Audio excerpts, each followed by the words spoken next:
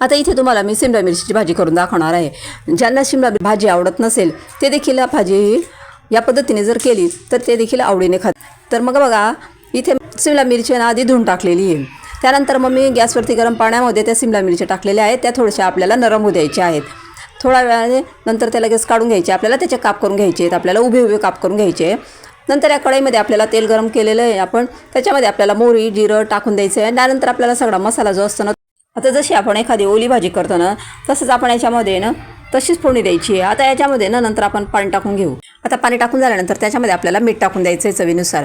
त्यानंतर आपल्याला इथे चणा डाळीचं पीठ आहे ना ते टाकायचं आहे। चणा डाळीचं पीठ फक्त मी इथे 4 चमचे टाकलेले आहे। आपले जे पोळ्यांचा चमचा असतो ना त्या पोळ्यांचे चमचे। त्यानंतर मग मी त्याच्यामध्ये जे बारीक बारीक शिमला मिरचीचे उभे उभे काप केलेले होते ना ते नंतर त्याच्यामध्ये टाकून द्यायचे आपल्याला। आणि थोडा वेळा आता इथे एका पातेल्यामध्ये मी तेल गरम करून घेतलेलं आहे। त्याच्यामध्ये आपल्याला जिरं तिखट आणि मिठाचा तडका भाजीवर टाकायचा आहे, म्हणजे आपली भाजी तयार।